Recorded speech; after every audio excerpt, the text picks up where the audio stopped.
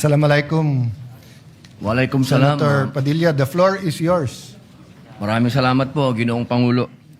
Mga kagalang-galang na kasamahan sa Senado, unang-una na po ang mga bayani ng ating sports, si Senadora Pia Cayetano, Senador Bongo, at Senador Joel Villanueva. Kasama na po ang ating SP, Senator Alan Peter Cayetano, at sa lahat po ng ating mga kasamahan. Isang karangalan po para sa akin na tumayo ngayon upang sponsoran ang Senate Resolution number 394 na kumikilala at ipinagmamalaki ang isang pambihirang tagumpay na muling nagtaas sa bandila ng Pilipinas sa pandaigdigang entablado.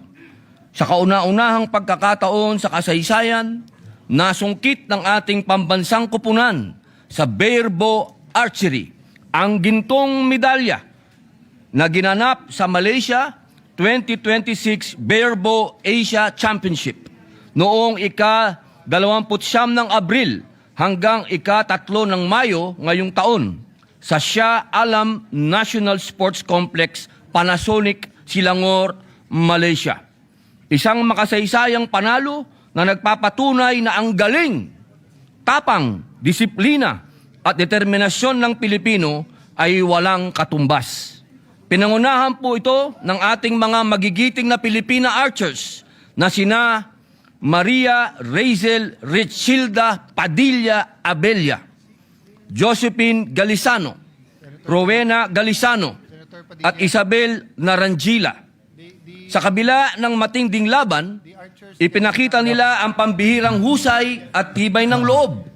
Mula sa semifinals kung saan tinalo nila ang Thailand sa end score na 6-2 hanggang sa nakakapanabik na finals sa host country na Malaysia. Hindi sila natinag. Nakuha ng Malaysia ang unang set, 43-42, na nakapagbigay sa kanila ng 2-0 lead.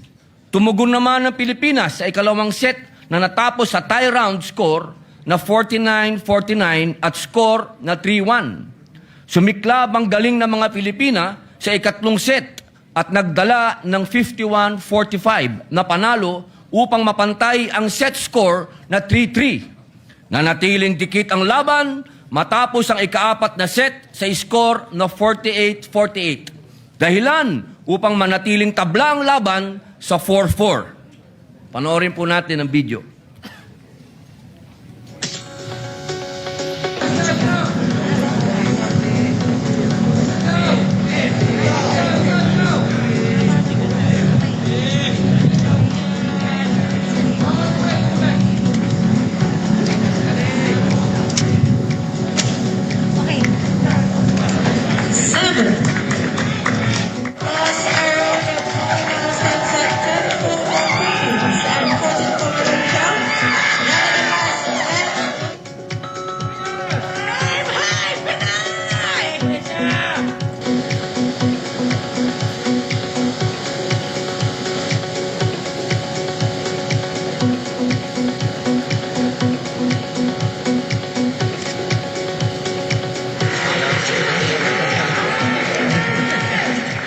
Sa huli, ang kampyonato ay napagdesisyonan sa pamamagitan ng isang shoot-off kung saan nanatiling kalmado at matatag ang ating Philippine Barebow Women's Archery Team. Pinatunayan nila ang pusong Pinoy ay hindi sumusuko at sa huli ay naiuwi nila ang kauna-unahang gintong medalya para sa ating bansa sa larangan ng Barebow na score na 5-4. Hindi rin nagpahuli ang mga kalalakihan Philippine Barebow Men's National Team na binubuo ni Elizer Villarosa Jr., Kenneth Marlo Tan, Joseph Tan at Apollo Clark Co. na nagkamit naman ng 2 bronze na medalya.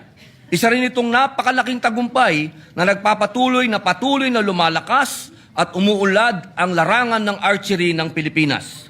Lalo pong kahanga-hanga ang kanilang tagumpay dahil ang mga nasabing Barebow teams ay halos self-funded.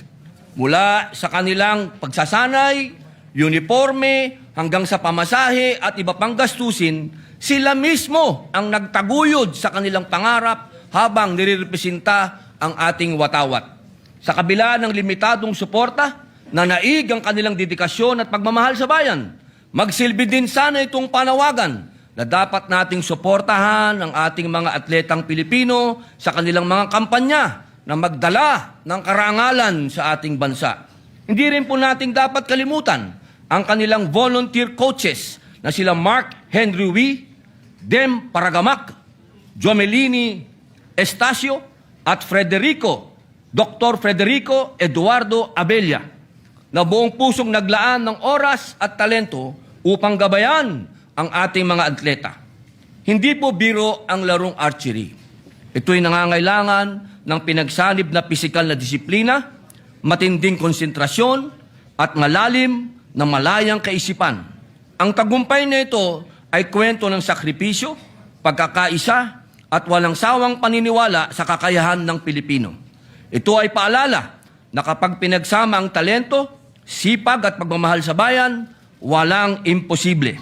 Kaya naman po, buong pinagmamalaki kong sinusulong sa bulwagang ito ang pagkilala sa ating mga pambansang bayani sa larangan ng barebow archery.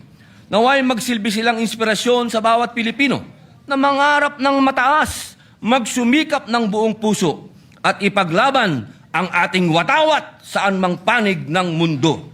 Ika nga ng isang pamosong archer na si Ron Laclaire, archery is like a journey. It begins with a love for shooting, a bow, and a passion for watching our arrows fly. Mabuhay po ang ating atletang Pilipino, mabuhay ang Pilipinas. Senator Padilla, thank you for that very action-filled speech. Would you want to tell their names again so that they can stand up one by one and be recognized? No?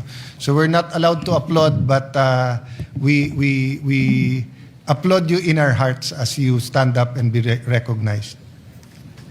Pinakikilala ko po sa inyo ang ating mga kababaihan na gold. Ito po ang tunay na Robin Hood sa pamilya namin. Maria Razel Rechilda Padilla Abella. Agreeable nga ito. Josephine Galiscano. Rowena Galicano. At Isabel Narangila. Sila po ang mga nakakuha ng gold. At ang atin naman pong kalalakihan ay hindi nagpauli. Si Ginoong Elezer Villarosa Jr., Kenneth Marlow Tan, Joseph Tan, at Apollo Clark Co. Sila naman po ay nakakuha ng bronze, mahal na Pangulo. Thank you very much. And you unite us. Our athletes and sports unite the Filipino nation. So thank you for your service. Majority Leader?